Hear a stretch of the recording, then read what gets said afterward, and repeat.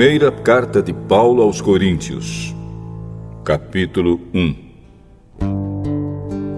Eu, Paulo, que fui chamado pela vontade de Deus para ser apóstolo de Cristo Jesus, escrevo, junto com o irmão Sóstenes, esta carta à Igreja de Deus que está na cidade de Corinto. Escrevo a todos os que, pela sua união com Cristo Jesus, foram chamados para pertencerem ao povo de Deus. Esta carta é também para aqueles que em todos os lugares adoram o nosso Senhor Jesus Cristo, Senhor deles e nosso. Que a graça e a paz de Deus, o nosso Pai, e do Senhor Jesus Cristo estejam com vocês. Eu sempre agradeço ao meu Deus por causa da graça que Ele tem dado a vocês por meio de Cristo Jesus. Por estarem unidos com Cristo Jesus, vocês foram enriquecidos em tudo, tanto no dom de anunciar o Evangelho, como no dom da sabedoria espiritual. A mensagem a respeito de Cristo está tão firme em vocês, que vocês não têm deixado de receber nenhum dom espiritual enquanto esperam a vinda do nosso Senhor Jesus Cristo.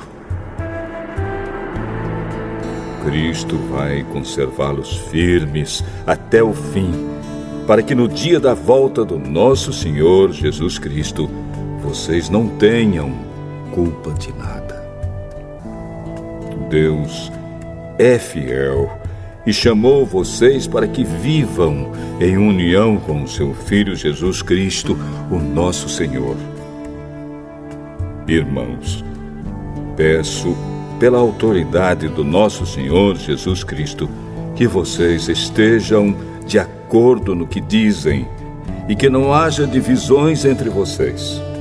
Sejam completamente unidos num só pensamento e numa só intenção. Pois, meus irmãos, algumas pessoas da família de Cloé me contaram que existem brigas entre vocês. O que eu quero dizer é isto: cada um de vocês diz uma coisa diferente. Um diz, eu sou de Paulo. Outro, eu sou de Apolo. Outro, eu sou de Pedro. E ainda outro, eu sou de Cristo. Por acaso Cristo foi dividido em várias partes? Será que Paulo morreu crucificado em favor de vocês?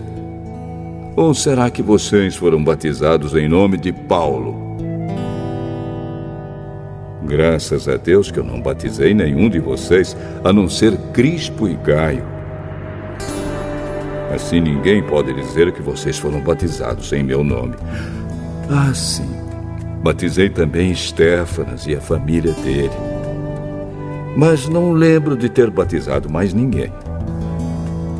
Pois Cristo não me enviou para batizar, mas para anunciar o Evangelho, e anunciá-lo sem usar a linguagem da sabedoria humana, para não tirar o poder da morte de Cristo na cruz. De fato, a mensagem da morte de Cristo na cruz é loucura para os que estão se perdendo. Mas para nós, que estamos sendo salvos, é o poder de Deus. Pois as Escrituras Sagradas dizem: destruirei a sabedoria dos sábios e acabarei com o conhecimento dos instruídos. Então, o que poderão dizer os sábios e os instruídos? O que vão dizer os grandes oradores deste mundo? Deus tem mostrado que a sabedoria deste mundo é loucura.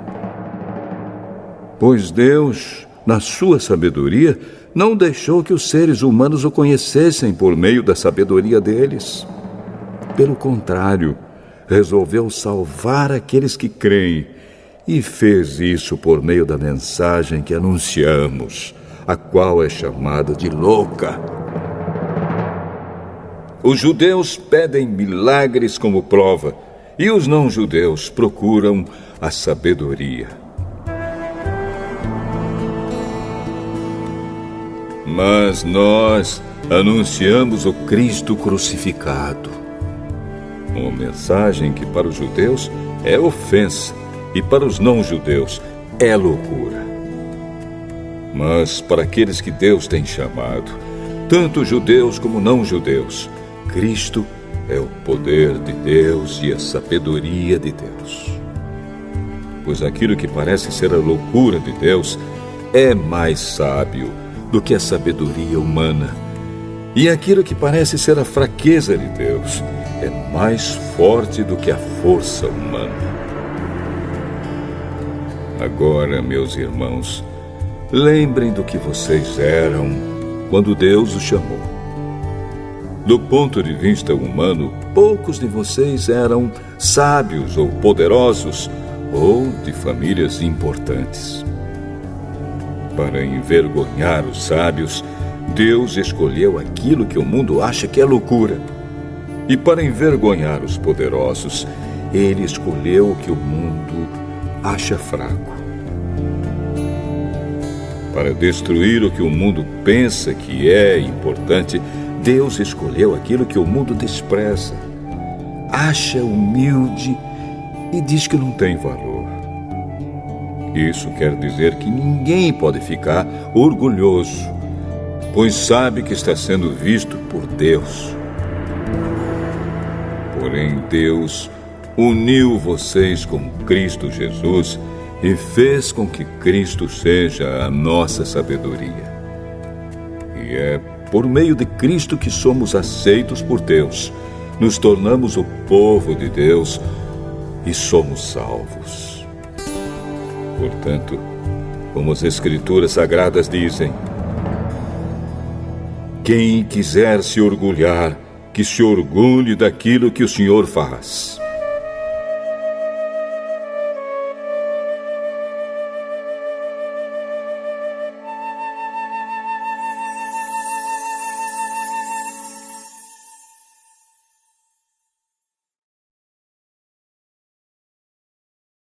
Eu sou a Caroline, empresária. Você tem ideia quanto a tecnologia é importante para atrair clientes e impulsionar os meus negócios? Você me conhece por Paola Oliveira, mas quem tá falando é a Caroline Paola Oliveira da Silva, empresária. E para minha empresa eu escolhi as soluções inteligentes da Lenovo. A história da Caroline também pode ser a sua. Transforme sua empresa com serviços e produtos da Lenovo, produzidos com processadores Intel V Pro. Vai de Lenovo.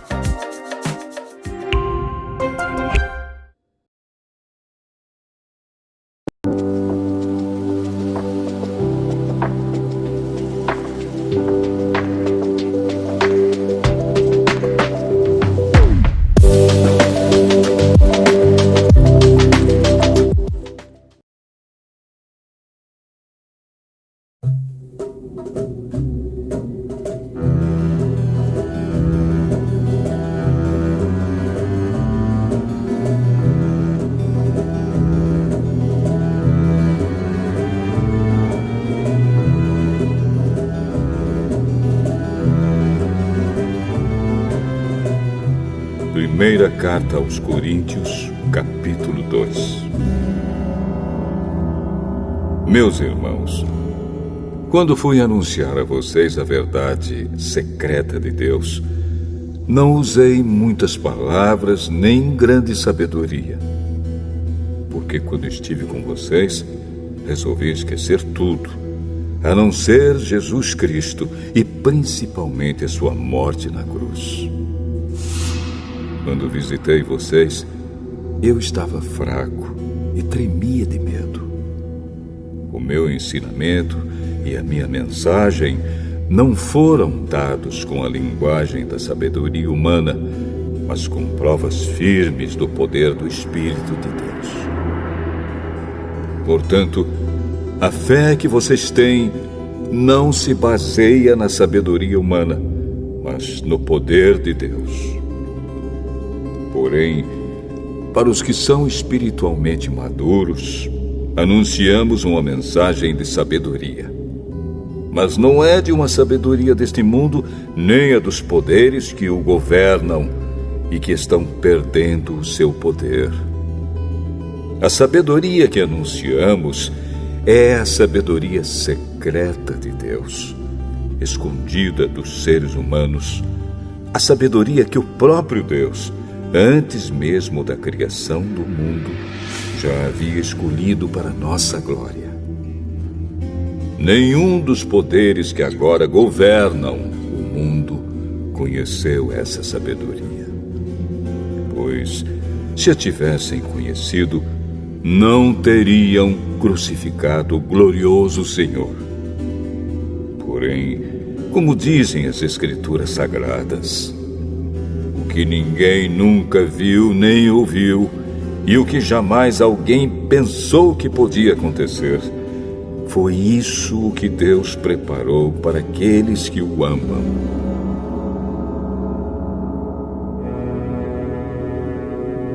Mas foi a nós que Deus, por meio do Espírito, revelou o seu segredo. O Espírito Santo examina tudo, até mesmo os planos mais profundos e escondidos de Deus. Quanto ao ser humano, somente o Espírito que está nele é que conhece tudo a respeito dele. E quanto a Deus, somente o seu próprio Espírito conhece tudo a respeito dele. Não foi o Espírito deste mundo que nós recebemos, mas o Espírito mandado por Deus, para que possamos entender tudo o que Deus nos tem dado. Portanto, quando falamos, nós usamos palavras ensinadas pelo Espírito de Deus e não palavras ensinadas pela sabedoria humana. Assim explicamos as verdades espirituais aos que são espirituais. Mas quem não tem o Espírito de Deus não pode receber os dons que vêm do Espírito e, de fato, nem mesmo pode entendê-los. Essas verdades são loucura para essa pessoa, porque o sentido delas só pode ser entendido de modo espiritual. A pessoa que tem o Espírito Santo pode julgar o valor de todas as coisas, porém ela mesma não pode ser julgada por ninguém. Como dizem as Escrituras Sagradas, quem pode conhecer a mente do Senhor? Quem é capaz de lhe dar conselhos? Mas nós pensamos como Cristo pensa.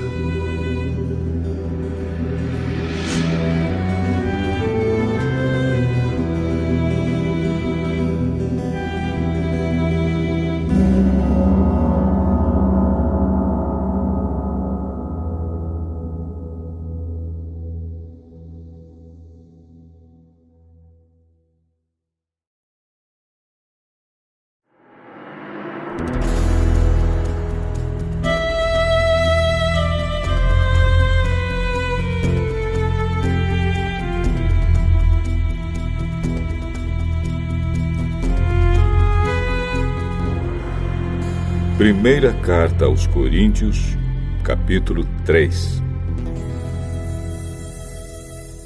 Na verdade, irmãos, eu não pude falar com vocês como costumo fazer com as pessoas que têm o Espírito de Deus. Tive de falar com vocês como se vocês fossem pessoas do mundo, como se fossem crianças na fé cristã. Tive de alimentá-los com leite e não com comida forte, pois vocês não estavam prontos para isso.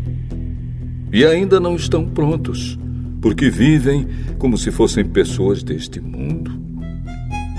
Quando existem ciumeiras e brigas entre vocês, será que isso não prova que vocês são pessoas deste mundo e fazem o que todos fazem? Quando alguém diz, eu sou de Paulo, e outro, eu sou de Apolo, será que assim não estão agindo como pessoas deste mundo? Afinal de contas, quem é Apolo e quem é Paulo? Somos somente servidores de Deus, e foi por meio de nós que vocês creram no Senhor. Cada um de nós faz o trabalho que o Senhor lhe deu para fazer. Eu plantei, e Apolo regou a planta, mas foi Deus quem a fez crescer. De modo que não importa nem o que planta, nem o que rega, mas sim Deus que dá o crescimento. Pois não existe diferença entre a pessoa que planta e a pessoa que rega. Deus dará a recompensa de acordo com o trabalho que cada um tiver feito.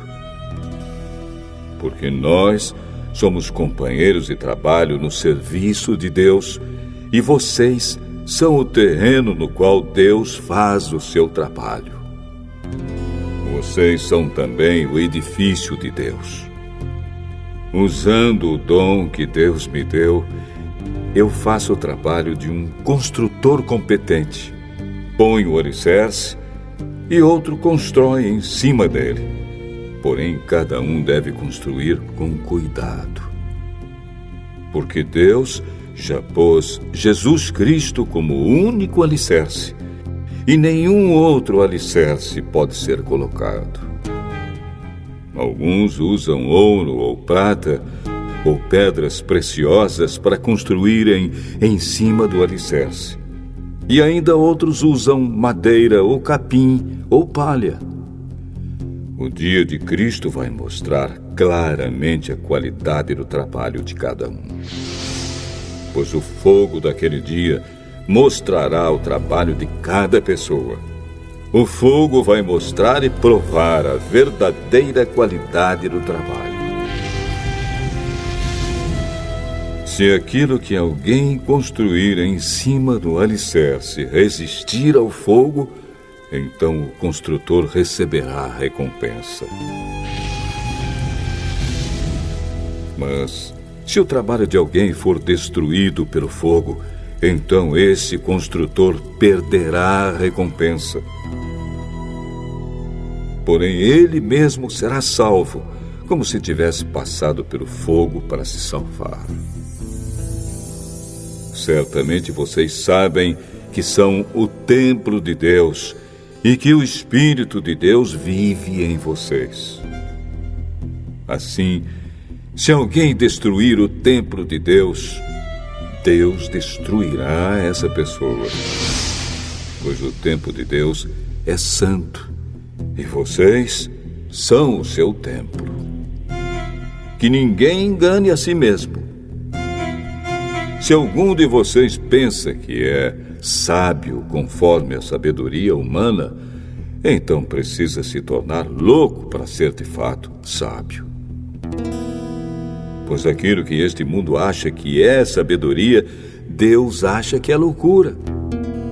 Como dizem as Escrituras Sagradas. Deus pega os sábios nas suas espertezas. E também, o Senhor sabe que os pensamentos dos sábios não valem nada. Ninguém deve se orgulhar daquilo que as pessoas podem fazer. Pois tudo é de vocês. Isto é, Paulo, Apolo, Pedro, este mundo, a vida e a morte, o presente e o futuro. Tudo isso pertence a vocês. E vocês pertencem a Cristo. E Cristo pertence a Deus.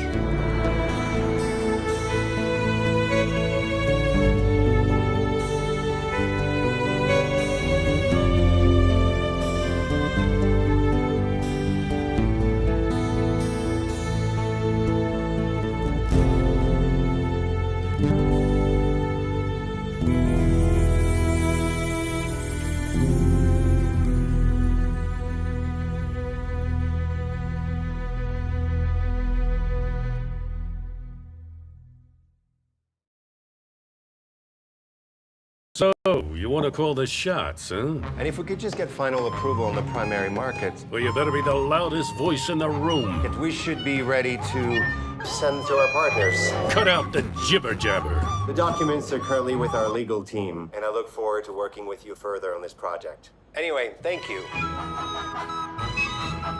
And if you see an opportunity, grab it.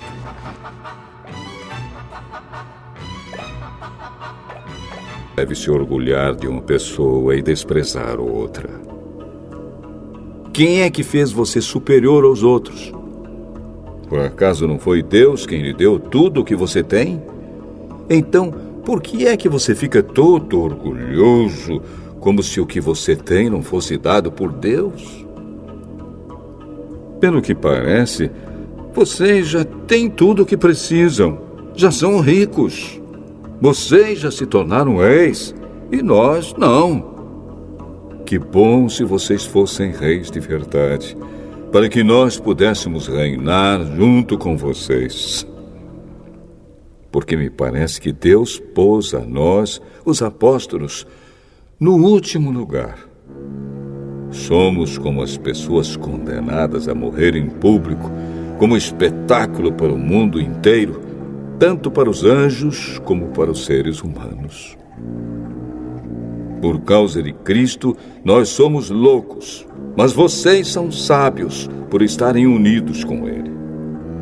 Nós somos fracos e vocês são fortes. Vocês são respeitados e nós somos desprezados. Até agora temos passado fome e sede. Temos nos vestido com trapos, temos recebido bofetadas e não temos lugar certo para morar. Temos nos cansado de trabalhar para nos sustentar. Quando somos amaldiçoados, nós abençoamos. Quando somos perseguidos, aguentamos com paciência. Quando somos insultados, respondemos com palavras delicadas. Somos considerados como lixo e até agora somos tratados como a imundície deste mundo. Não estou escrevendo essas coisas para envergonhar vocês, mas para ensiná-los como se vocês fossem meus próprios filhos queridos. Mesmo que vocês tivessem milhares de mestres na fé cristã, não poderiam ter mais de um pai. Pois, quando eu levei a vocês o Evangelho, eu me tornei o pai de vocês na vida que vivem em união com Cristo Jesus. Portanto, eu peço que sigam o meu exemplo. Por isso estou enviando para vocês Timóteo, que é meu querido e fiel filho no Senhor. Ele vai ajudá-los a lembrarem dos caminhos que sigo na nova vida que tenho em união com Cristo Jesus. Caminhos esses que ensino em todas as igrejas. Alguns de vocês ficaram orgulhosos, certos de que eu não iria visitá-los. Porém, se o Senhor quiser, eu vou visitá-los logo. Então vou saber o que esses orgulhosos são capazes de fazer e não somente o que eles são capazes de dizer. Pois o reino de Deus não é coisa de palavras, mas de poder. O que é que vocês preferem? Que eu vá até vocês com um chicote ou com o coração cheio de amor e bondade?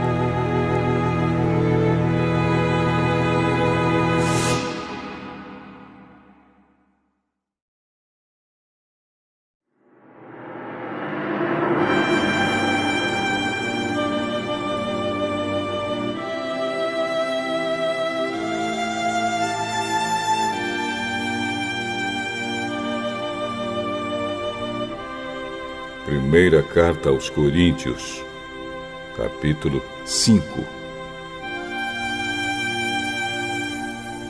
Agora estão dizendo que há entre vocês uma imoralidade sexual tão grande que nem mesmo os pagãos seriam capazes de praticar. Fiquei sabendo que certo homem está tendo relações com a própria madrasta. Como é que vocês podem estar tão orgulhosos? Pelo contrário, vocês deviam ficar muito tristes e expulsar do meio de vocês quem está fazendo uma coisa dessas. Quanto a mim, ainda que não esteja presente aí pessoalmente, estou com vocês em espírito. E agindo como se eu estivesse aí, já julguei, pela autoridade do nosso Senhor Jesus, o homem que está fazendo essa coisa horrível. Quando vocês se reunirem, estarei com vocês em espírito. Então, pelo poder do nosso Senhor Jesus, que estará presente conosco, entreguem esse homem a Satanás, para que o seu corpo seja destruído, mas o seu espírito seja salvo no dia do Senhor. Não está certo que vocês estejam orgulhosos. Vocês conhecem aquele ditado: um pouco de fermento fermenta toda a massa. Joguem fora o velho fermento do pecado para ficarem completamente puros. Aí vocês serão como massa nova e sem fermento, como vocês, de fato, já são. Porque a nossa festa da Páscoa está pronta, agora que Cristo, o nosso Cordeiro da Páscoa, já foi oferecido em sacrifício. Então, vamos comemorar a nossa Páscoa, não com o pão que leva fermento, o fermento velho do pecado e da imoralidade, mas com o pão sem fermento, o pão da pureza e da verdade.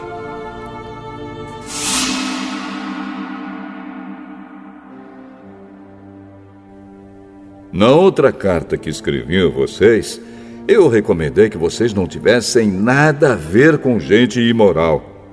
Eu não quis dizer que neste mundo vocês devem ficar separados dos pagãos que são imorais, avarentos, ladrões ou que adoram ídolos.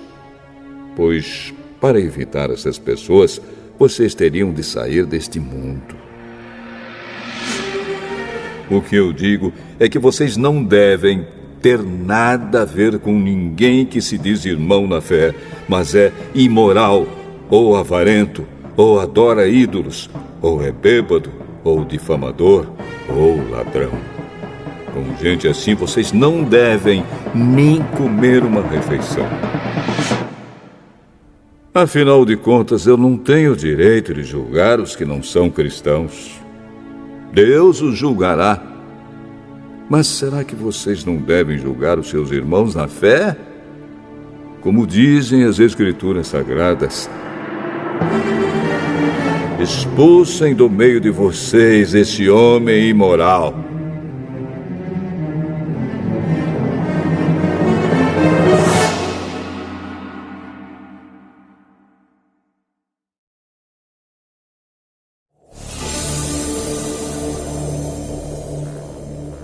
Primeira Carta aos Coríntios, capítulo 6.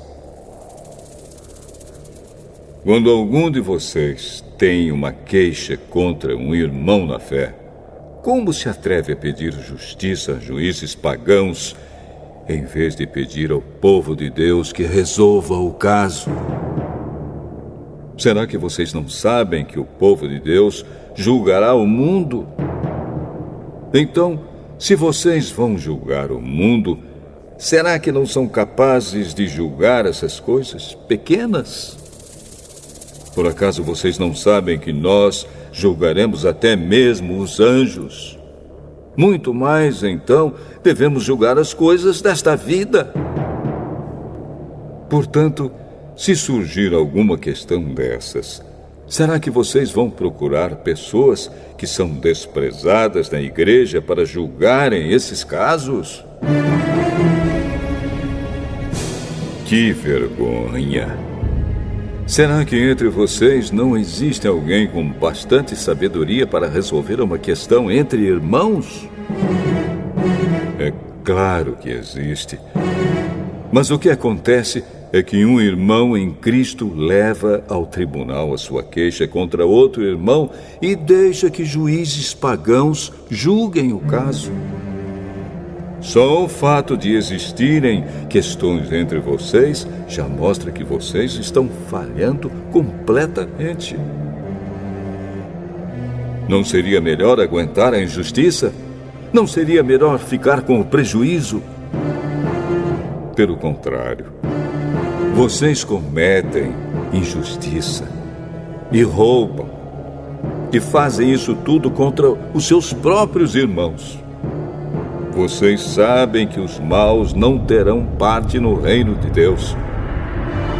Não se enganem, pois os imorais, os que adoram ídolos, os adúlteros, os homossexuais, os ladrões, os avarentos, os bêbados, os caluniadores e os assaltantes não terão parte no reino de Deus.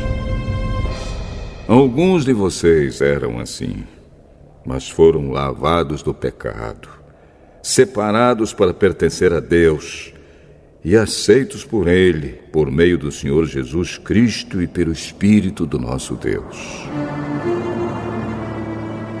Alguém vai dizer: eu posso fazer tudo o que quero.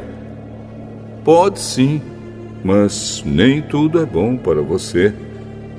Eu poderia dizer: posso fazer qualquer coisa, mas não vou deixar que nada me escravize. Outro vai dizer: o alimento existe para o estômago e o estômago existe para o alimento. Sim, mas Deus acabará com os dois. O nosso corpo não existe para praticar a imoralidade, mas para servir o Senhor. E o Senhor cuida do nosso corpo. Pelo seu poder, Deus ressuscitou o Senhor e também nos ressuscitará. Será que vocês não sabem que o corpo de vocês faz parte do corpo de Cristo? Será que eu vou pegar uma parte do corpo de Cristo e fazer com que ela seja parte do corpo de uma prostituta? É claro que não. Ou será que vocês não sabem que o homem que se une com uma prostituta se torna uma só pessoa com ela? As Escrituras Sagradas afirmam: os dois se tornam uma só pessoa. Porém, quem se une com o Senhor se torna espiritualmente uma só pessoa com Ele. Fujam da imoralidade sexual. Qualquer outro pecado que alguém comete não afeta o corpo, mas a pessoa que comete imoralidade sexual peca contra o seu próprio corpo. Será que vocês não sabem que o corpo de vocês é o templo do Espírito Santo que vive em vocês e lhes foi dado por Deus? Vocês não pertencem a vocês mesmos, mas a Deus, pois Ele os comprou e pagou o preço. Portanto, usem o seu corpo para a glória dele.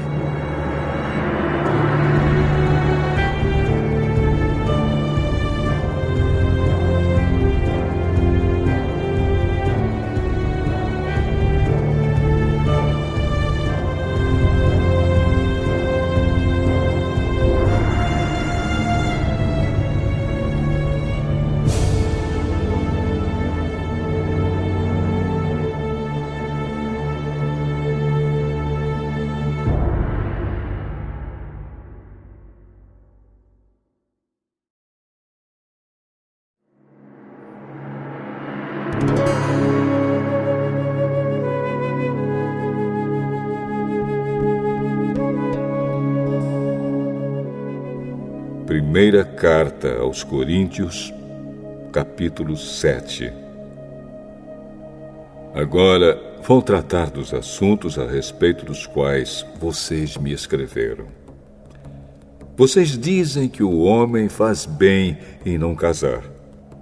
Mas eu digo, já que existe tanta imoralidade sexual, cada homem deve ter a sua própria esposa e cada mulher o seu próprio marido.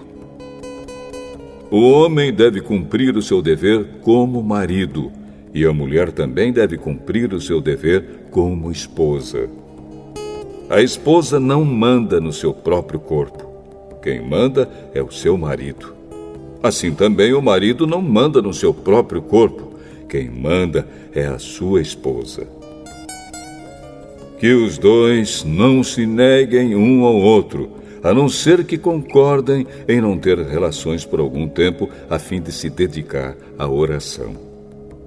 Mas depois devem voltar a ter relações, a fim de não caírem nas tentações de Satanás, por não poderem se dominar. Não digo isso como uma ordem, mas como uma sugestão. Realmente, eu gostaria que todos fossem como eu. Porém, cada um tem o dom que Deus lhe deu. Um tem este dom e outro aquele. Aos solteiros e às viúvas eu digo que seria melhor para eles ficarem sem casar, como eu. Mas, se vocês não podem dominar o desejo sexual, então casem, pois é melhor casar do que ficar queimando de desejo. Para os que já estão casados, tenho um mandamento que não é meu, mas do Senhor, que a mulher não se separe do seu marido. Porém, se ela se separar, que não case de novo, ou então que faça as pazes com o marido, e que o homem não se divorcie da sua esposa. Aos outros digo eu mesmo, e não o Senhor. Se um homem cristão é casado com uma mulher que não é cristã, e ela concorda em continuar vivendo com ele, que ele não se divorcie dela. E se uma mulher cristã é casada com um homem que não é cristão e ele concorda em continuar vivendo com ela, que ela não se divorcie dele. Pois Deus aceita o homem que não é cristão por ele estar unido com a sua esposa cristã, e aceita a mulher que não é cristã por ela estar unida com o seu marido cristão. Se não fosse assim, os filhos deles não pertenceriam a Deus. Mas, sendo assim, eles pertencem. Porém, se o marido não cristão ou a esposa não cristã quiser o divórcio, então que se divorcie. Nesses casos, o marido cristão ou a esposa cristã está livre para fazer como quiser, pois Deus chamou vocês para viverem em paz. Esposa cristã, como é que você pode ter certeza de que não vai salvar o seu marido? E você, marido cristão, como é que você pode ter certeza de que não vai salvar a sua esposa? Cada um deve continuar vivendo de acordo com o dom que o Senhor lhe deu e na condição em que se encontrava quando Deus o chamou. É essa a regra que eu ensino em todas as igrejas. Se um homem judeu que é circuncidado aceita o chamado de Deus, ele não deve tirar as marcas da circuncisão. E se um homem não judeu que não é circuncidado aceita o chamado de Deus, ele não deve circuncidar-se. Não faz diferença estar circuncidado ou não. O que importa é obedecer aos mandamentos de Deus. Cada um deve continuar como era quando aceitou o chamado de Deus. Você era escravo quando Deus o chamou? Não se preocupe com isso. Mas, se você pode se tornar livre, então aproveite a oportunidade. Pois o escravo que foi chamado pelo Senhor é agora um homem livre que pertence ao Senhor. Assim também, o homem livre que foi chamado por Cristo é escravo de Cristo. Deus comprou vocês por um preço. Portanto, não se tornem escravos de seres humanos. Irmãos, cada um deve continuar na presença de Deus, assim como era quando Deus o chamou. Para os solteiros, eu não tenho nenhum mandamento do Senhor. Porém, dou a minha opinião como uma pessoa que, pela misericórdia do Senhor, merece confiança.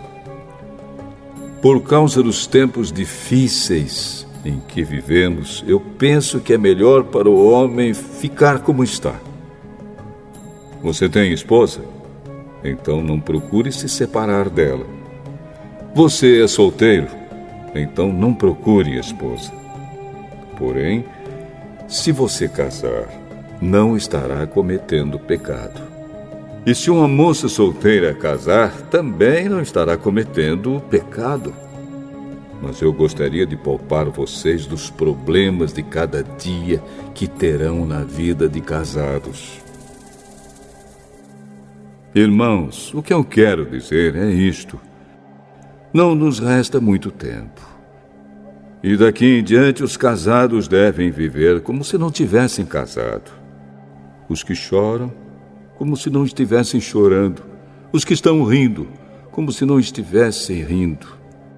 Os que compram, como se não fosse deles aquilo que compraram.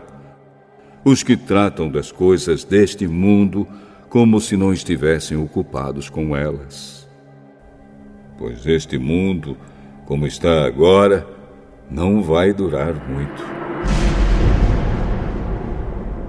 Eu quero livrá-los de preocupações. Um solteiro se interessa pelas coisas do Senhor porque quer agradá-lo. Mas o homem casado se interessa pelas coisas deste mundo porque quer agradar a sua esposa e por isso é puxado por duas direções diferentes. Quanto às mulheres, tanto as viúvas quanto as solteiras, elas estão interessadas nas coisas do Senhor porque querem se dedicar de corpo e alma a Ele. Mas a mulher casada se interessa pelas coisas deste mundo porque quer agradar o marido. Eu estou dizendo isso porque quero ajudá-los. Não estou querendo obrigar ninguém a nada. Pelo contrário, quero que façam o que é direito e certo e que se entreguem ao serviço do Senhor com toda a dedicação. Aos que ficaram noivos, mas resolveram não casar mais, eu digo o seguinte: se o rapaz sente que assim não está agindo certo com a sua noiva e acha que a sua paixão por ela ainda é muito forte e que devem casar, então que casem. Não existe pecado nisso. Mas se, pelo contrário, o rapaz não se sente na obrigação de casar, se está mesmo resolvido a ficar solteiro e se é capaz de dominar a sua vontade e já resolveu o que deve fazer, então faz bem em não casar com a moça. Assim, quem casa faz bem, mas quem não casa faz melhor ainda. A mulher não está livre enquanto seu marido estiver vivo. Caso o marido morra, ela fica livre para casar com quem quiser, contanto que case com um cristão. Porém, ela será mais feliz se ficar como está. Essa é a minha opinião. E eu acho que também tenho o Espírito de Deus.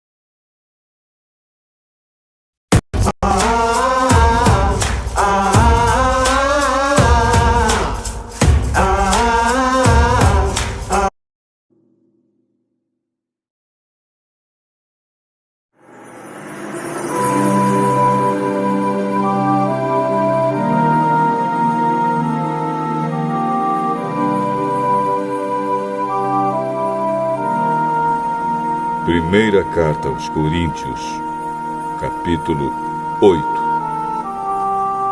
Agora vou tratar do problema dos alimentos oferecidos aos ídolos.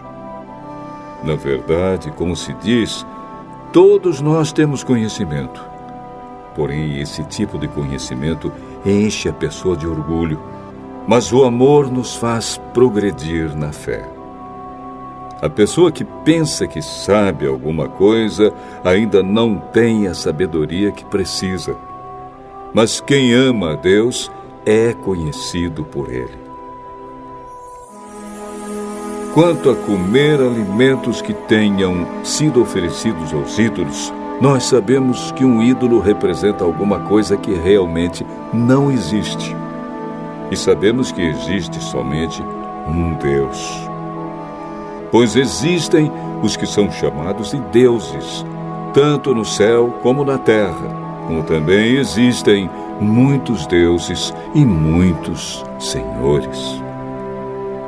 Porém, para nós, existe somente um Deus, o Pai e Criador de todas as coisas, para quem nós vivemos. E existe somente um Senhor, que é Jesus Cristo, por meio de quem todas as coisas foram criadas e por meio de quem nós existimos. Mas nem todos conhecem essa verdade. Existem pessoas tão acostumadas com os ídolos que até agora comem desses alimentos pensando que eles pertencem aos ídolos. A consciência dessas pessoas é fraca e por isso elas se sentem impuras quando comem desses alimentos. Não é esta ou aquela comida que vai fazer com que Deus nos aceite. Nós não perderemos nada se não comermos e não ganharemos nada se comermos desse alimento. Mas tenham cuidado para que essa liberdade de vocês não faça com que os fracos na fé caiam em pecado. Porque se uma pessoa que tem a consciência fraca neste assunto vir você, que tem conhecimento, comendo alimentos no templo de um ídolo, será que essa pessoa não vai querer também comer alimentos oferecidos aos ídolos? Assim, este cristão fraco, este seu irmão por quem Cristo morreu, vai se perder por causa do conhecimento que você tem. Desse modo, pecando contra o seu irmão e ferindo a consciência dele, você estará pecando contra Cristo. Portanto, se o alimento faz com que o meu irmão peque, nunca mais vou comer carne a fim de que eu não seja a causa do pecado dele.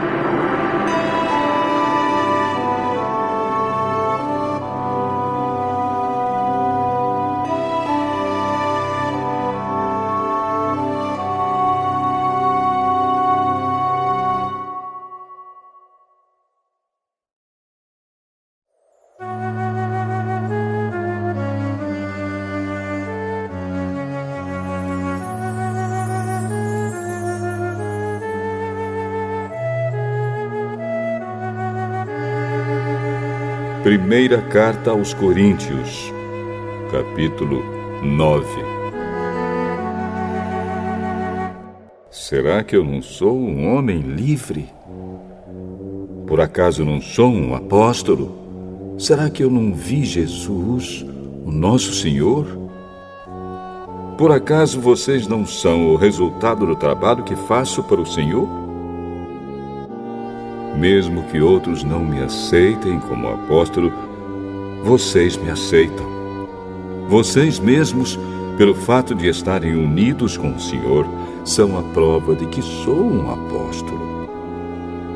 Quando as pessoas me criticam, eu me defendo, dizendo assim: será que eu não tenho o direito de receber comida e bebida pelo meu trabalho? Será que nas minhas viagens eu não tenho o direito de levar comigo uma esposa cristã, como fazem os outros apóstolos, os irmãos do Senhor Jesus e também Pedro? Ou será que Barnabé e eu somos os únicos que temos de trabalhar para nos sustentar? Quem já ouviu falar de algum soldado que pagou as suas próprias despesas no exército? Ou qual é o fazendeiro que não come das uvas da sua própria plantação? Ou qual é o pastor que não toma do leite do seu gado? Não pensem que eu me apoio somente nesses exemplos da vida diária, pois a lei diz a mesma coisa. Na lei de Moisés está escrito assim: não amarre a boca do boi quando ele estiver pisando o trigo. Por acaso Deus está interessado nos bois? Ou foi a nosso respeito que lhe disse isso? É claro que isso está escrito em nosso favor. Tanto a pessoa que planta como a que colhe fazem o seu trabalho na esperança de receber a sua parte da colheita. Se temos semeado entre vocês a semente espiritual, será demais se recebermos de vocês alguma recompensa material? Se outros têm o direito de esperar isso de vocês, será que nós não temos muito mais direito do que eles? No entanto, nós não temos usado esse direito. Pelo contrário, temos aguentado tudo para não atrapalhar o Evangelho de Cristo. Certamente vocês sabem que os que trabalham no templo, é do templo que recebem os seus alimentos. E sabem também que os que oferecem sacrifícios no altar recebem uma parte da carne dos animais que são sacrificados ali. Assim o Senhor mandou também que aqueles que anunciam o Evangelho vivam do trabalho de anunciar o Evangelho. Mas eu não tenho usado nenhum desses direitos. Nem estou escrevendo isso agora para exigir esses direitos para mim mesmo. Eu preferiria morrer a fazer isso. E ninguém vai me tirar o orgulho que eu tenho de agir assim. Eu não tenho direito de ficar orgulhoso por anunciar o Evangelho. Afinal de contas, fazer isso é minha obrigação. Ai de mim se não anunciar o Evangelho. Por isso, se eu faço o meu trabalho por minha própria vontade, então posso esperar algum pagamento. Porém, se faço como um dever, é porque é um trabalho que Deus me deu para fazer. Nesse caso, qual é o pagamento que recebo? É a satisfação de anunciar o Evangelho sem cobrar nada e sem exigir os direitos que tenho como pregador do Evangelho. Sou um homem livre. Não sou escravo de ninguém. Mas eu me fiz escravo de todos a fim de ganhar para Cristo o maior número possível de pessoas. Quando trabalho entre os judeus, vivo como judeu, a fim de ganhá-los para Cristo. Não estou debaixo da lei de Moisés, mas quando trabalho entre os judeus, vivo como se estivesse debaixo dessa lei, para ganhar os judeus para Cristo. Assim também, quando estou entre os não-judeus, vivo fora da lei de Moisés, a fim de ganhar os não-judeus para Cristo. Isso não quer dizer que eu não obedeço à lei de Deus, pois estou, de fato, debaixo da lei de Cristo. Quando estou entre os fracos na fé, eu me torno fraco também, a fim de ganhá-los para Cristo. Assim, eu me torno tudo para todos, a fim de poder, de qualquer maneira possível, salvar alguns. Faço tudo isso por causa do Evangelho, a fim de tomar parte nas suas bênçãos. Vocês sabem que numa corrida, embora todos os corredores tomem parte, somente um ganha o prêmio. Portanto, corram de tal maneira que ganhem o prêmio. Todo atleta que está treinando aguenta exercícios duros porque quer receber uma coroa de folhas de louro, uma coroa que, aliás, não dura muito. mas nós queremos receber uma coroa que dura para sempre. Por isso, corro direto para a linha final. Também sou como um lutador de boxe, que não perde nenhum golpe. Eu trato o meu corpo duramente e o obrigo a ser completamente controlado, para que, depois de ter chamado outros para entrarem na luta, eu mesmo não venha a ser eliminado dela.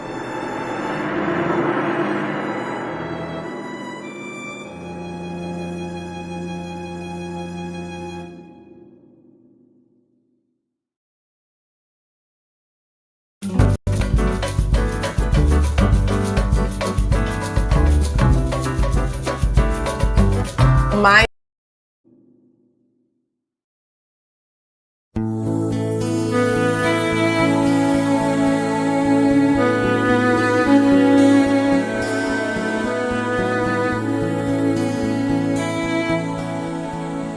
Primeira carta aos Coríntios, capítulo 10.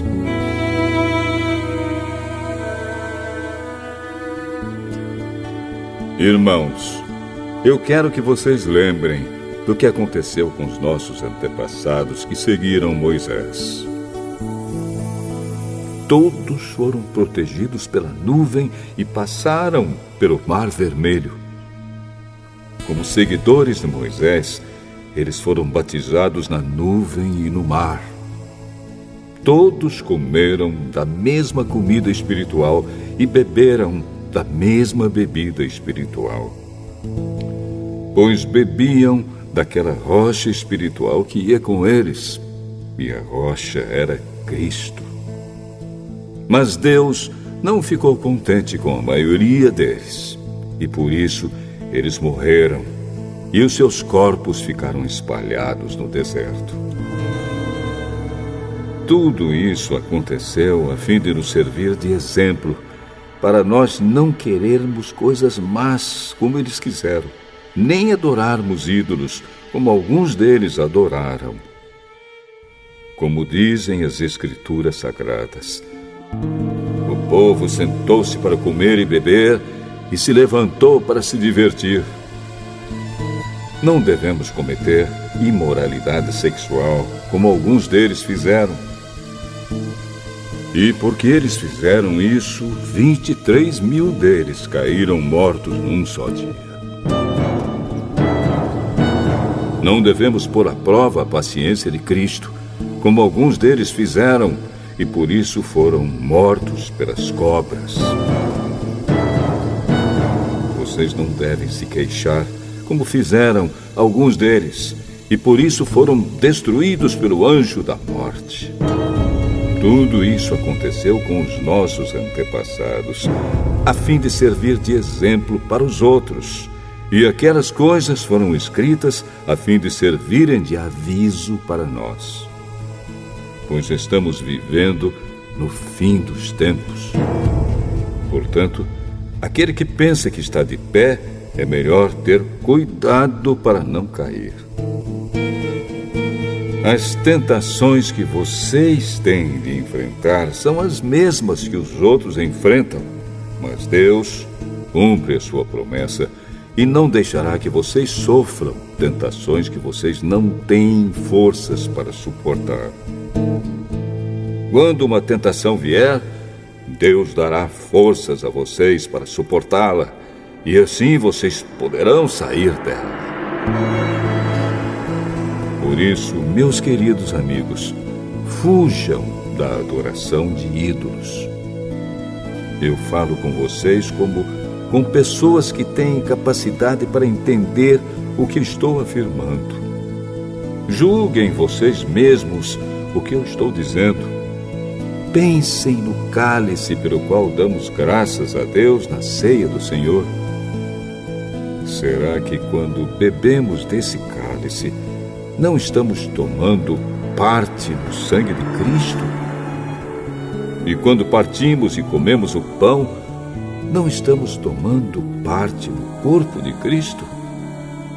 Mesmo sendo muitos, todos comemos do mesmo pão, que é um só, e por isso somos um só corpo. Pensem no povo de Israel. Aqueles que comem as coisas oferecidas em sacrifícios tomam parte juntos no sacrifício que é oferecido a Deus no altar. O que é que eu quero dizer com isso? Que o ídolo ou o alimento que é oferecido a ele tem algum valor? É claro que não. O que estou dizendo é que aquilo que é sacrificado nos altares pagãos é oferecido aos demônios e não a Deus. E eu não quero que vocês tomem parte nas coisas dos demônios. Vocês não podem beber do cálice do Senhor e também do cálice dos demônios.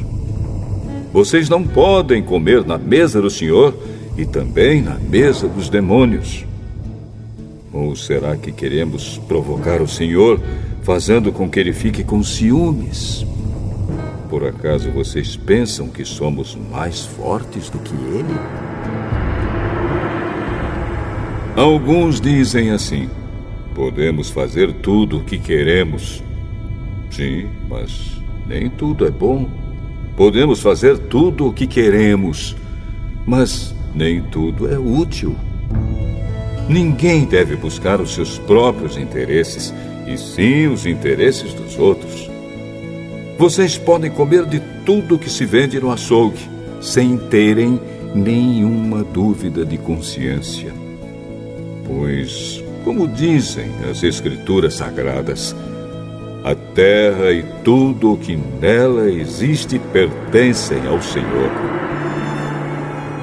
Se alguém que não é cristão convidá-los para comer e vocês resolverem ir, comam o que for posto na frente de vocês e não façam perguntas por motivo de consciência. Mas, se alguém disser a vocês: esta comida foi oferecida aos ídolos, neste caso, não comam, por causa daquele que disse isso e também por motivo de consciência. Não estou falando da sua própria consciência, mas da consciência do outro. Mas alguém pode perguntar: por que é que a minha liberdade deve ser diminuída pela consciência dos outros? Se eu agradeço a Deus o alimento que como, por que é que sou criticado, se já o agradeci a Deus? Portanto, quando vocês comem, ou bebem, ou fazem qualquer outra coisa, façam tudo para a glória de Deus. Vivam de tal maneira que não prejudiquem os judeus, nem os não-judeus, nem a Igreja de Deus. Façam como eu. Procuro agradar a todos em tudo o que faço, não pensando no meu próprio bem, mas no bem de todos, a fim de que eles possam ser salvos.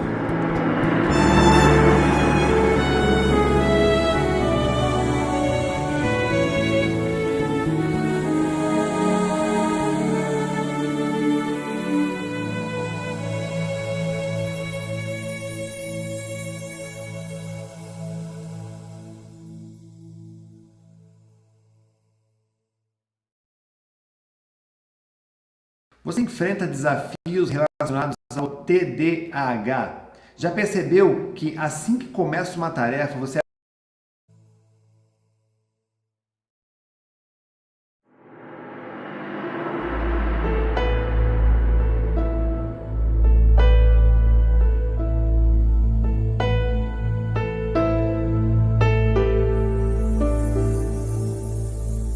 Primeira carta de Paulo aos Coríntios, capítulo 11.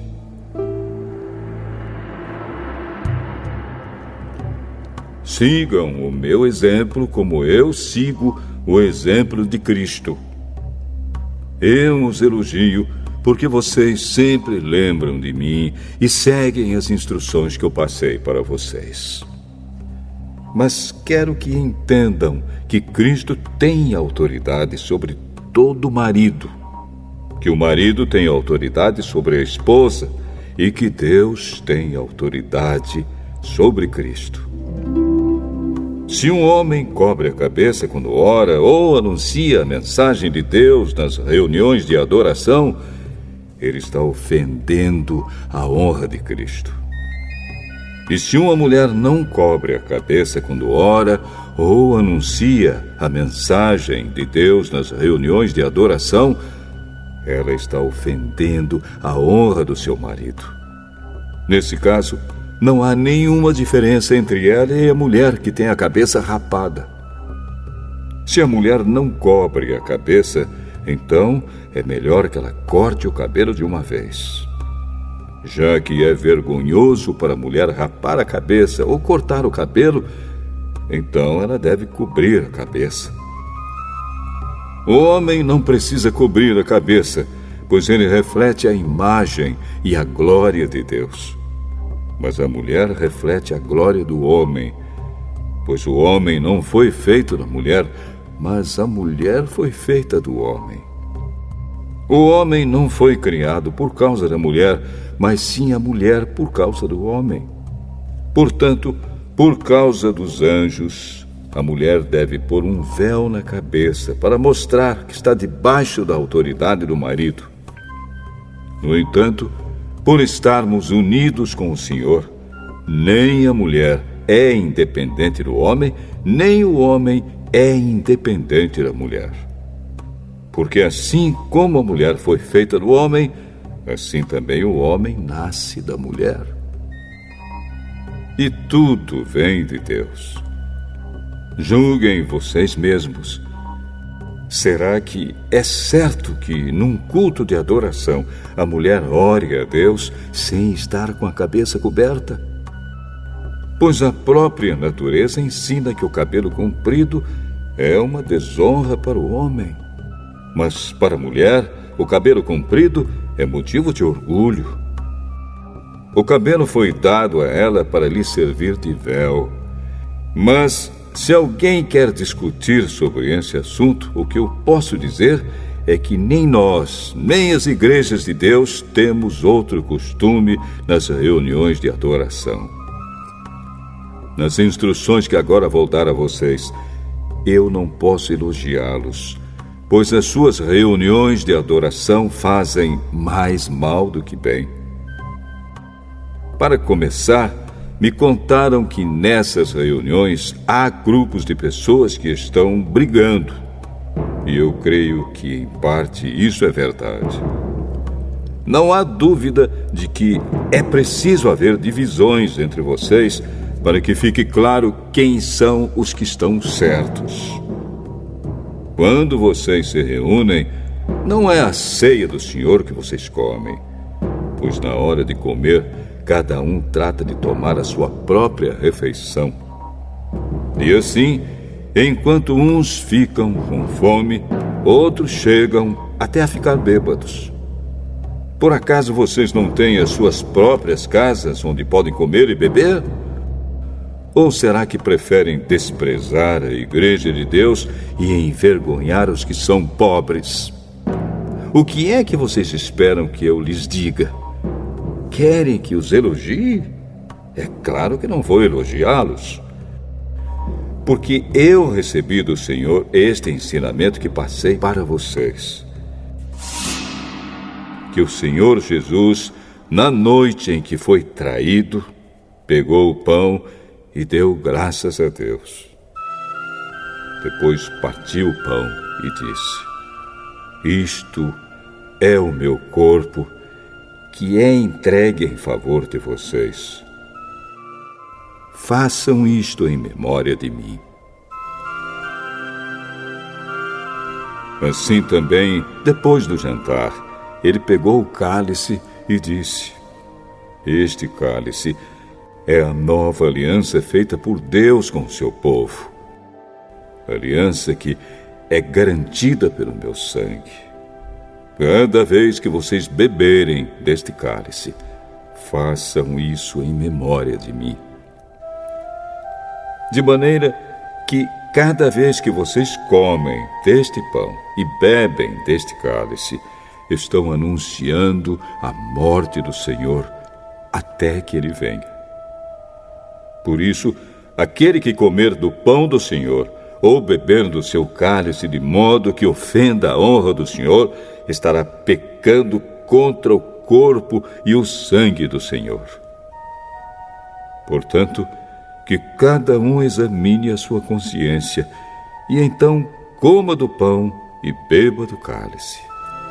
Pois a pessoa que comer do pão ou beber do cálice sem reconhecer que se trata do corpo do Senhor, estará sendo julgada ao comer e beber para o seu próprio castigo. É por isso que muitos de vocês estão doentes e fracos, e alguns já morreram. Se examinássemos primeiro a nossa consciência, nós não seríamos julgados pelo Senhor.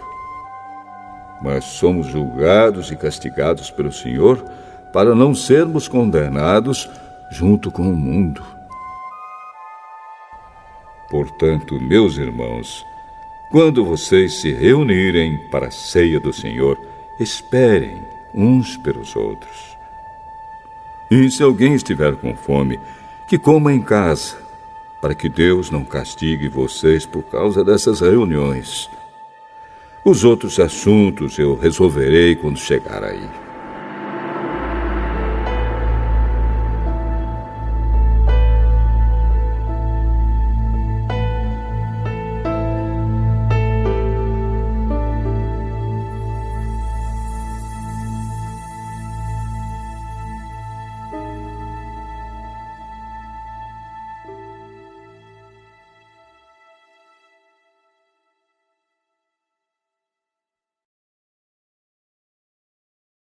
Se você encolher sua próstata e voltar a urinar com um jato forte e potente novamente, abra sua geladeira. Sim, isso mesmo. Pois pesquisadores da Universidade de Liverpool, no Reino Unido, acabam de descobrir que a solução para o seu problema de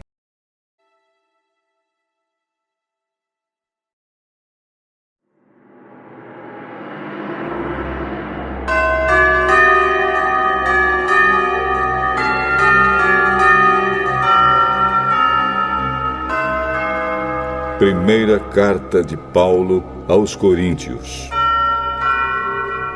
capítulo 12. Meus irmãos, quero que vocês saibam a verdade a respeito dos dons que o Espírito Santo dá. Vocês sabem que, quando ainda eram pagãos, vocês eram desviados de várias maneiras para a adoração dos ídolos, os quais não têm vida. Por isso precisam compreender que ninguém que diz que Jesus seja maldito pode estar falando pelo poder do Espírito de Deus, e que ninguém pode dizer Jesus é Senhor, a não ser que seja guiado pelo Espírito Santo. Existem tipos diferentes de dons espirituais, mas é um só e o mesmo Espírito quem dá esses dons. Existem maneiras diferentes de servir, mas o Senhor que servimos é o mesmo. Há diferentes habilidades para realizar o trabalho, mas é o mesmo Deus quem dá a cada um a habilidade para fazê-lo. Para o bem de todos, Deus dá a cada um alguma prova da presença do Espírito Santo. Para uma pessoa, o Espírito dá a mensagem de sabedoria, e para outra, o mesmo Espírito dá a mensagem de conhecimento. Para uma pessoa, o mesmo Espírito dá a fé, e para outra, dá o poder de curar. Uma pessoa recebe do Espírito poder para fazer milagres, e outra recebe o dom de anunciar a mensagem de Deus. Ainda outra pessoa recebe a capacidade para saber a diferença entre os dons que vêm do Espírito e os que não vêm dele. Para uma pessoa, o Espírito dá a capacidade de falar em línguas estranhas, e para outra, ele dá a capacidade de interpretar o que essas línguas querem dizer. Porém, é um só e o mesmo Espírito quem faz tudo isso. Ele dá um tom diferente para cada pessoa, conforme ele quer. Cristo é como um corpo, o qual tem muitas partes. E todas as partes, mesmo sendo muitas, formam um só corpo. Assim também, todos nós, judeus e não judeus, escravos e livres, fomos batizados pelo mesmo Espírito para formar um só corpo. E a todos nós foi dado de beber do mesmo Espírito. Pois o corpo não é feito de uma só parte, mas de muitas. Se o pé disser, já que não sou mão, não sou do corpo, nem por isso deixa de ser do corpo. Se o ouvido disser, já que não sou olho, não sou do corpo, nem por isso deixa de ser do corpo. Se o corpo todo fosse olho, como poderíamos ouvir? E se o corpo todo fosse ouvido, como poderíamos cheirar? Assim Deus colocou cada parte diferente do corpo conforme Ele quis. Se o corpo todo fosse uma parte só, não existiria corpo. De fato, existem muitas partes, mas um só corpo. Portanto, o olho não pode dizer para a mão, eu não preciso de você. E a cabeça não pode dizer para os pés, não preciso de vocês. O fato é que as partes do corpo que parecem ser as mais fracas são as mais necessárias. E aquelas que achamos menos honrosas são as que tratamos com mais honra. E as partes que parecem ser feias recebem um cuidado especial que as outras mais bonitas não precisam. Foi assim que Deus fez o corpo, dando mais honra às partes menos honrosas. Desse modo, não existe divisão no corpo, mas todas as suas partes têm o mesmo interesse umas pelas outras. Se uma parte do corpo sofre, todas as outras sofrem com ela. Se uma é elogiada, todas as outras se alegram com ela. Pois bem, vocês são o corpo de Cristo, e cada um é uma parte desse corpo. Na igreja, Deus pôs tudo no lugar certo. Em primeiro lugar, os apóstolos. Em segundo, os profetas. E em terceiro, os mestres. Em seguida, pôs os que fazem milagres. Depois, os que têm o dom de curar, ou de ajudar, ou de liderar, ou de falar em línguas estranhas. Nem todos são apóstolos, ou profetas, ou mestres. Nem todos têm o dom de fazer milagres, nem de curar doenças, nem de falar em línguas estranhas, nem de explicar o que essas línguas querem dizer. Por isso, se esforcem para ter os melhores dons. Porém, eu vou mostrar a vocês o caminho que é o melhor de todos.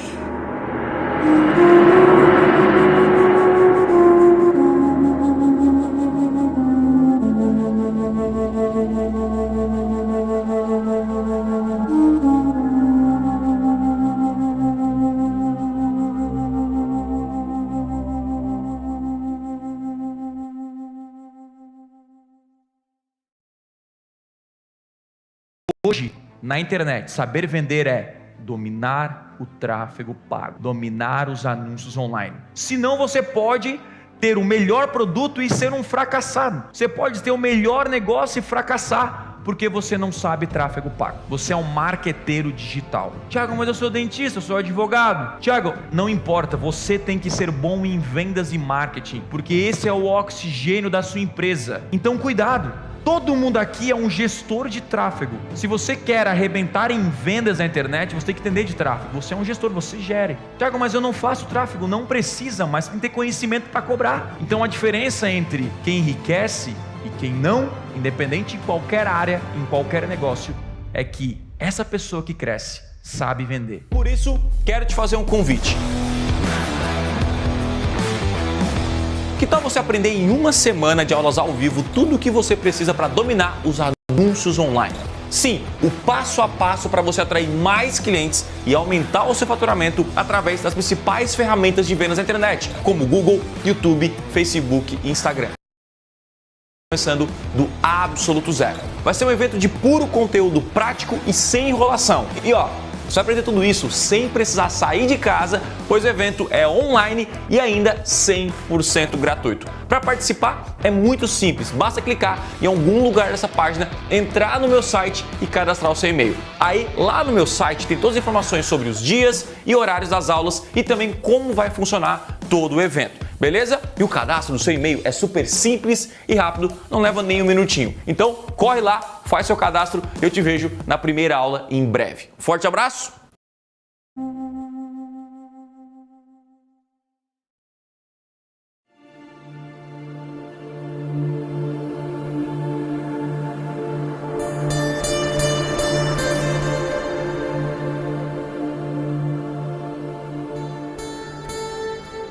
Primeira carta de Paulo aos Coríntios, capítulo 13. Eu poderia falar todas as línguas que são faladas na terra e até no céu, mas se não tivesse amor, as minhas palavras seriam como o som de um gongo ou como o barulho de um sino.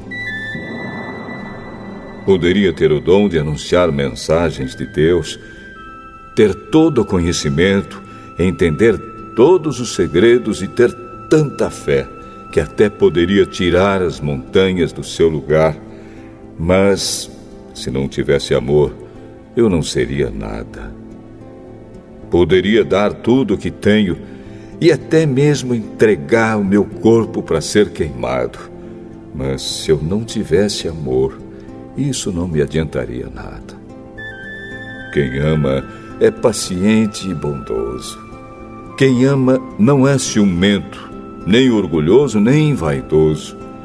Quem ama não é grosseiro, nem egoísta, não fica irritado, nem guarda mágoas. Quem ama não fica alegre quando alguém faz uma coisa errada, mas se alegra quando alguém faz o que é certo.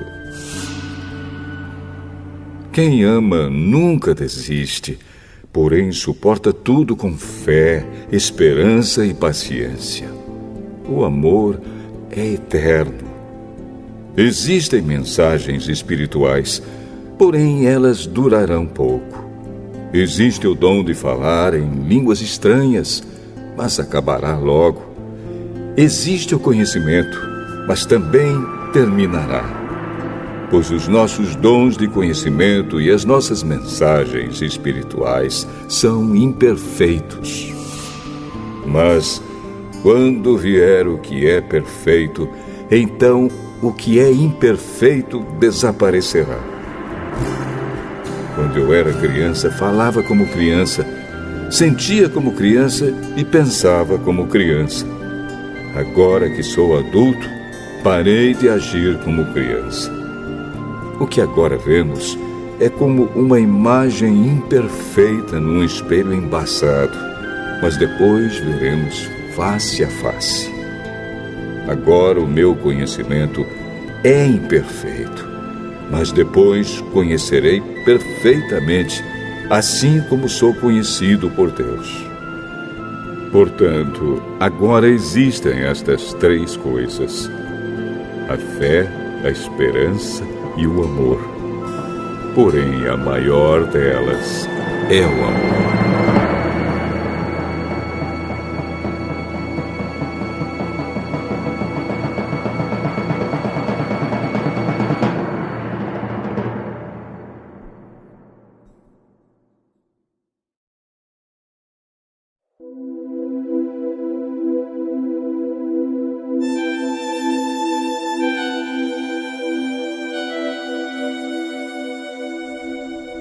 Primeira carta de Paulo aos Coríntios, capítulo 14. Portanto, esforcem-se para ter amor. Procurem também ter dons espirituais, especialmente o de anunciar a mensagem de Deus. Quem fala em línguas estranhas fala a Deus e não às pessoas, pois ninguém o entende. Pelo poder do Espírito Santo, ele diz verdades secretas. Porém, quem anuncia a mensagem de Deus fala para as pessoas, ajudando-as e dando-lhes coragem e consolo. Quem fala em línguas estranhas ajuda somente a si mesmo. Mas quem anuncia a mensagem de Deus ajuda a igreja toda. Eu gostaria que vocês todos falassem em línguas estranhas, mas gostaria ainda mais que tivessem o dom de anunciar a mensagem de Deus. Porque quem anuncia a mensagem de Deus tem mais valor do que quem fala em línguas estranhas, a não ser que esteja ali alguém que possa interpretar o que está sendo dito, para que toda a igreja seja ajudada espiritualmente. Por isso, irmãos, quando eu os visitar, que proveito vocês terão se eu lhes falar em línguas estranhas? É claro que nenhum, a não ser que leve a vocês alguma revelação de Deus, ou algum conhecimento, ou alguma mensagem inspirada, ou algum ensinamento. Por exemplo, além da voz humana, existem os instrumentos musicais, como a flauta e a harpa. Se os sons não saírem com toda clareza, como poderá alguém saber o que está sendo tocado em um ou outro desses instrumentos? Se quem toca a corneta não der um som bem claro, quem se preparará para a batalha? Assim também, como é que os outros vão entender o que vocês estão dizendo se a mensagem por meio de línguas estranhas não for clara? Vocês estariam falando para o vento. No mundo há muitas línguas diferentes, mas cada uma faz sentido. Porém, se eu não entendo a língua na qual alguém está falando comigo, então quem fala essa língua é estrangeiro para mim, e eu sou um estrangeiro para ele. Por isso, já que vocês estão com tanta vontade de ter os dons do Espírito, procurem, acima de tudo, ter os dons que fazem com que a igreja cresça espiritualmente.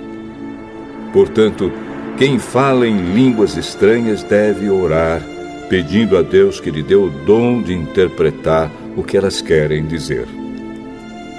Porque se eu orar em línguas estranhas, o meu espírito, de fato, estará orando, mas a minha inteligência não tomará parte nisso.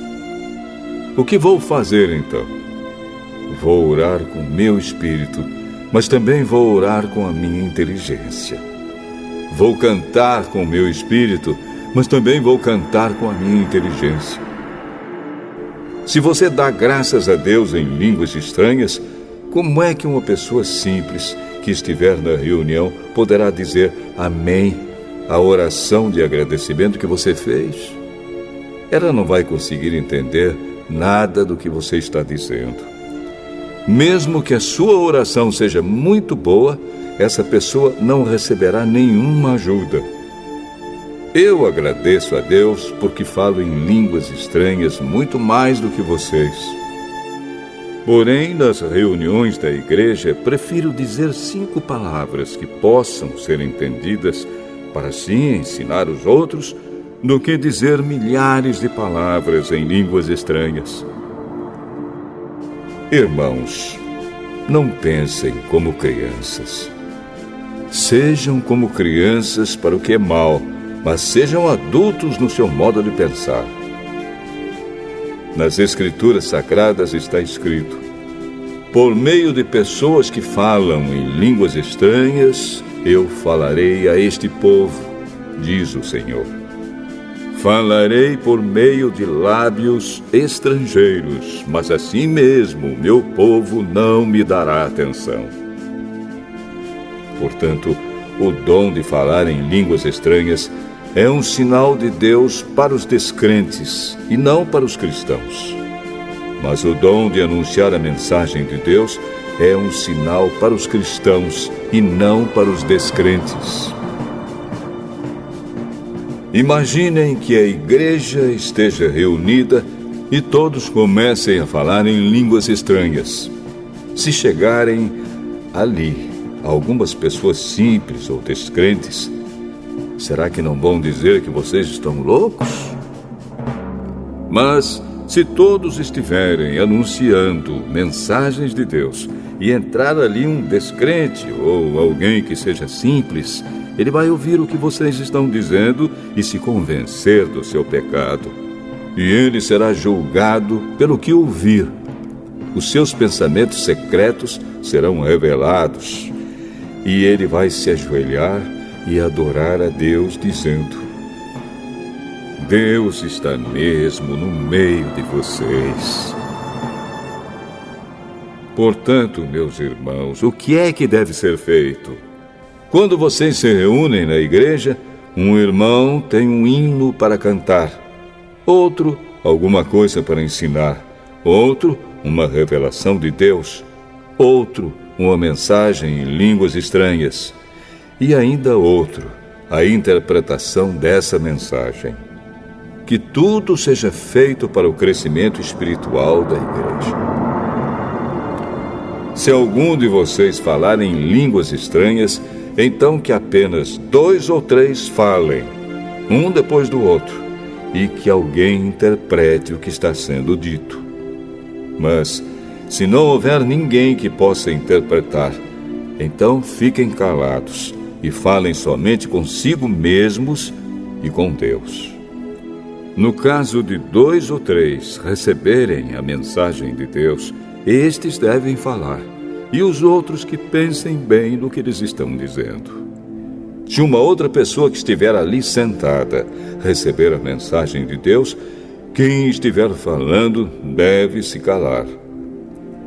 Vocês todos podem anunciar a mensagem de Deus, um de cada vez, para que todos aprendam e fiquem animados. Quem fala deve controlar o dom de anunciar a mensagem de Deus, pois Deus não quer que nós vivamos em desordem, e sim em paz.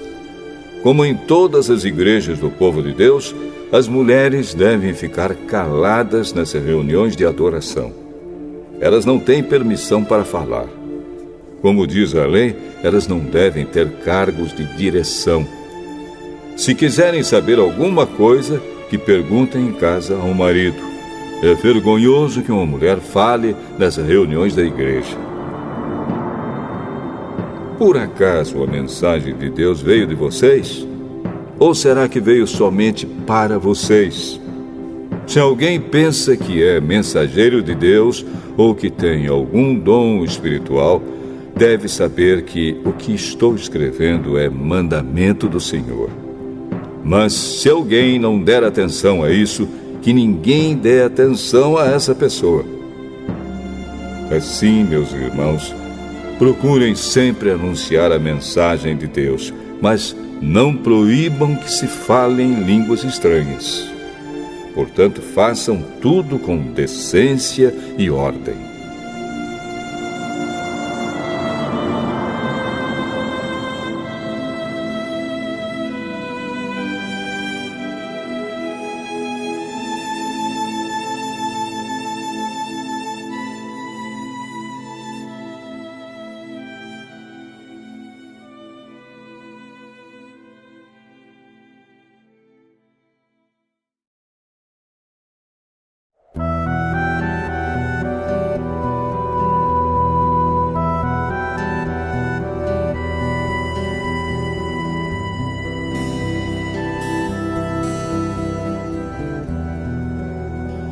Primeira carta de Paulo aos Coríntios, capítulo 15.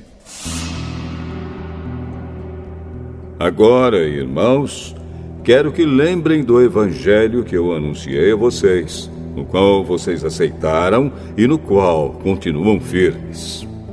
A mensagem que anunciei a vocês é o evangelho, por meio do qual vocês são salvos, se continuarem firmes nele. A não ser que não tenha adiantado nada vocês crerem nele. Eu passei para vocês o ensinamento que recebi e que é da mais alta importância.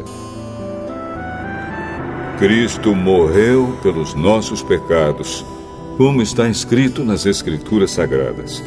Ele foi sepultado e no terceiro dia foi ressuscitado, como está escrito nas Escrituras, e apareceu a Pedro e depois aos 12 apóstolos.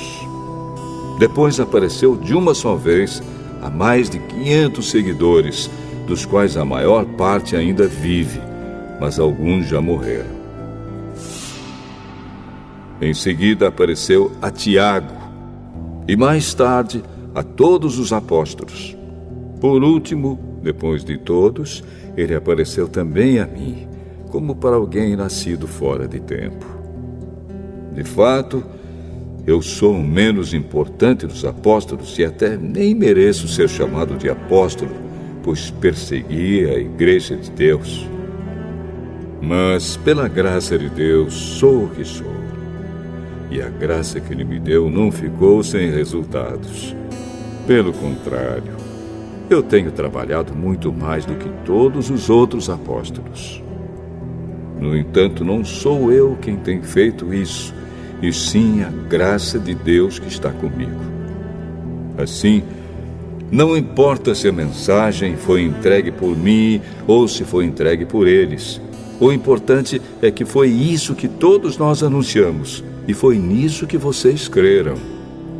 Se a nossa mensagem é que Cristo foi ressuscitado, como é que alguns de vocês dizem que os mortos não vão ressuscitar? Se não existe a ressurreição de mortos, então quer dizer que Cristo não foi ressuscitado. E se Cristo não foi ressuscitado, nós não temos nada para anunciar, e vocês não têm nada para crer. E mais ainda, nesse caso estaríamos mentindo contra Deus, porque afirmamos que Ele ressuscitou Cristo. Mas, se é verdade que os mortos não são ressuscitados, então Deus não ressuscitou Cristo. Porque, se os mortos não são ressuscitados, Cristo também não foi ressuscitado. E se Cristo não foi ressuscitado, a fé que vocês têm é uma ilusão e vocês continuam perdidos nos seus pecados. Se Cristo não ressuscitou, os que morreram crendo nele estão perdidos.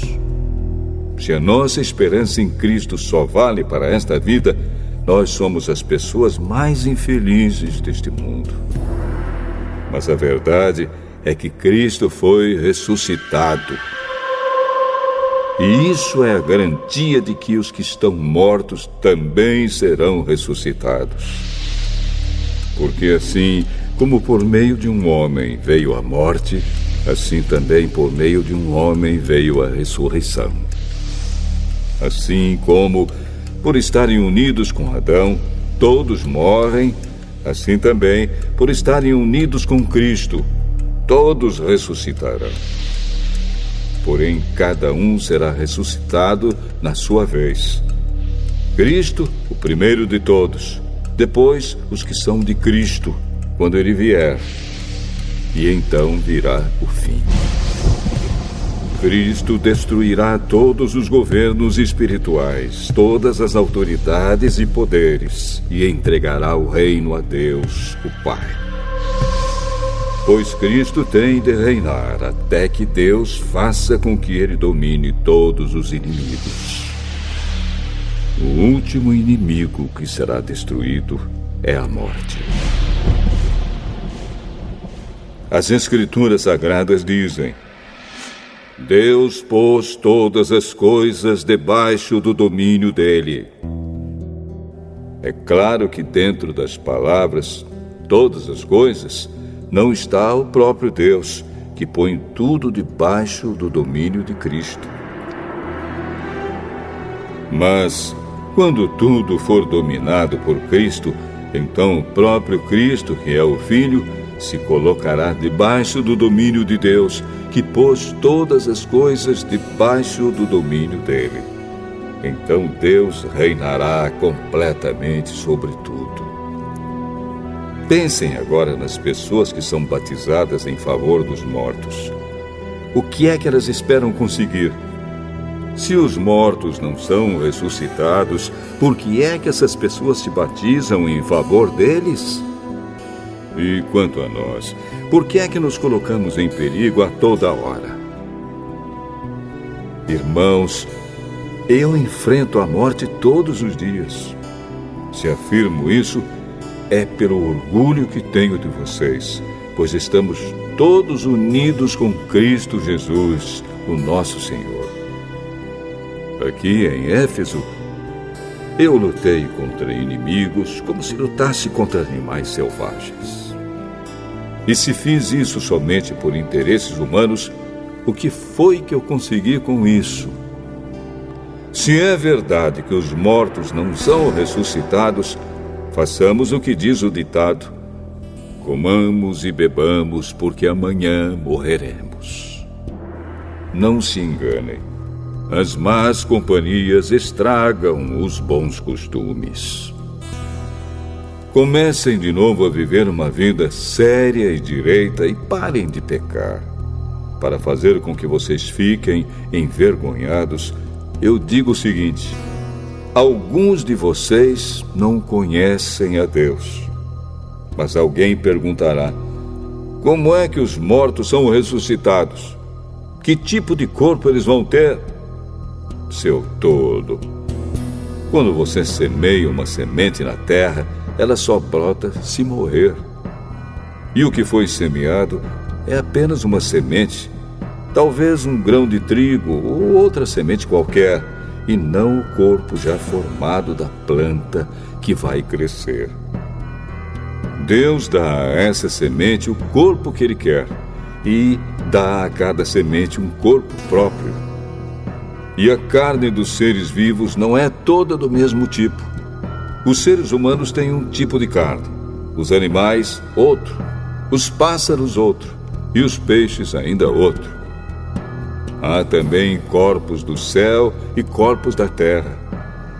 Existe um tipo de beleza que pertence aos corpos celestes, e há outro que pertence aos corpos terrestres.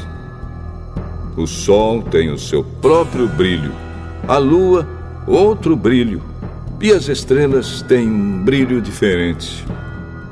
E mesmo as estrelas têm diferentes tipos de brilho. Pois será assim quando os mortos ressuscitarem. Quando o corpo é sepultado, é um corpo mortal.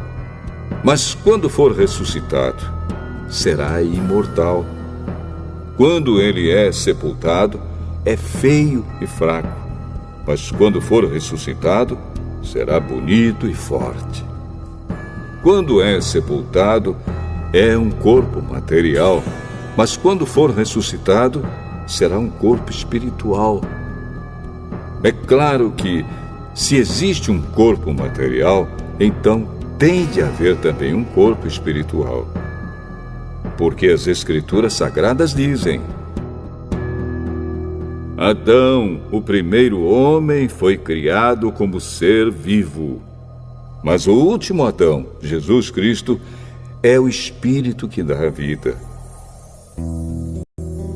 Não é o espiritual que vem primeiro, mas sim o material. Depois é que vem o espiritual. O primeiro homem foi feito do pó da terra. O segundo veio do céu. Os que pertencem à terra são como aquele que foi feito do pó da terra. Os que pertencem ao céu são como aquele que veio do céu. Assim como somos parecidos com o homem feito do pó da terra, assim também seremos parecidos com o homem do céu. Meus irmãos, o que eu quero dizer é isto: o que é feito de carne e de sangue não pode ter parte no reino de Deus, e o que é mortal não pode ter a imortalidade. Escutem bem este segredo. Nem todos vamos morrer, mas todos nós vamos ser transformados num instante, num abrir e fechar de olhos, quando tocar a última trombeta. Ela tocará os mortos serão ressuscitados como seres imortais, e todos nós seremos transformados. Pois este corpo mortal precisa se vestir com o que é imortal. Este corpo que vai morrer precisa se vestir com o que não pode morrer.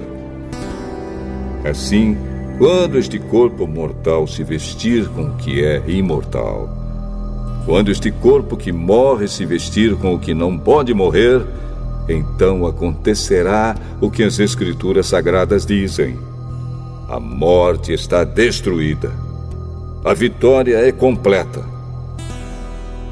Onde está, ó morte, a sua vitória? Onde está, ó morte, o seu poder de ferir? O que dá à morte o poder de ferir é o pecado. E o que dá ao pecado o poder de ferir é a lei. Mas agradeçamos a Deus que nos dá a vitória por meio do nosso Senhor Jesus Cristo. Portanto, queridos irmãos, continuem fortes e firmes. Continuem ocupados no trabalho do Senhor, pois vocês sabem que todo o seu esforço nesse trabalho sempre traz proveito.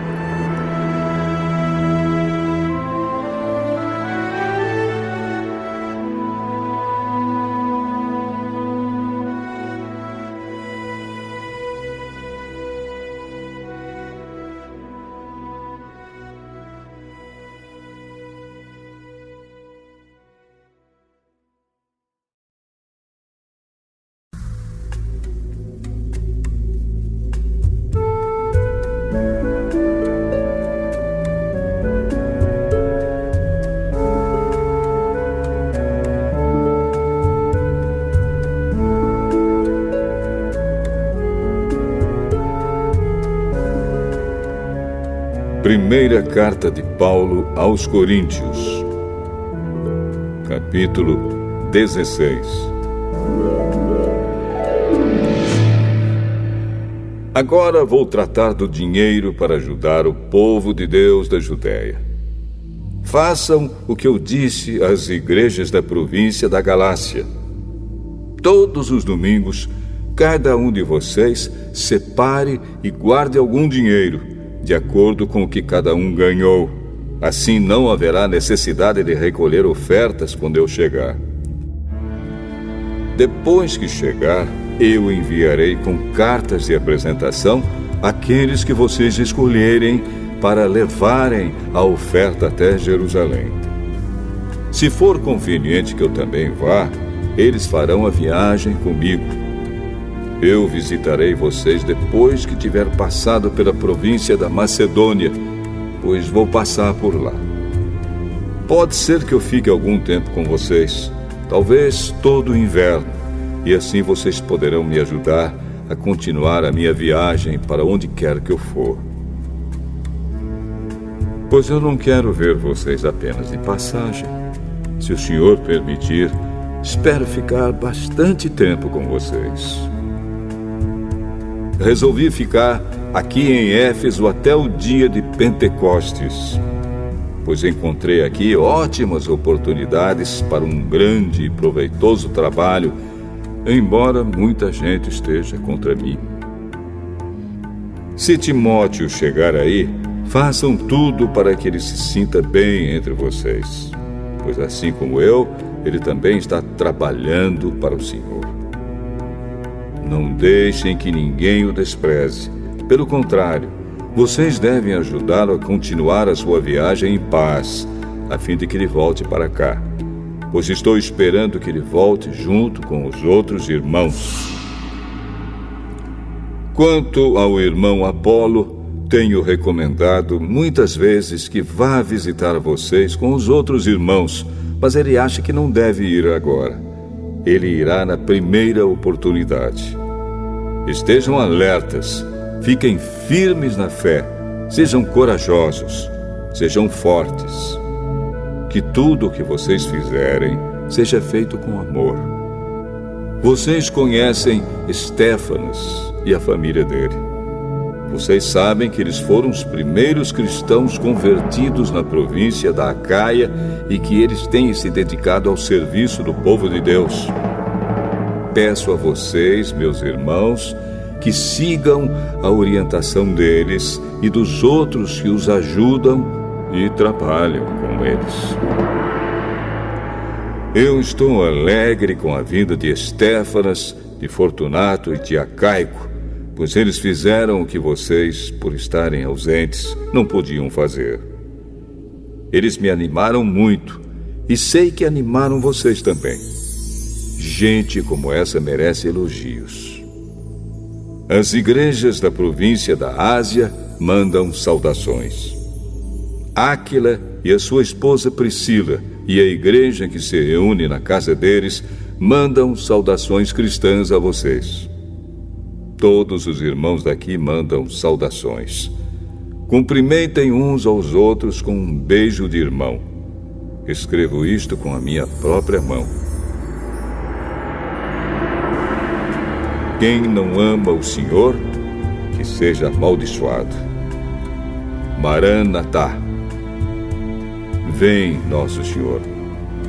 Que a graça do nosso Senhor Jesus esteja com vocês. E que o meu amor esteja com todos vocês, pois estamos unidos com Cristo Jesus.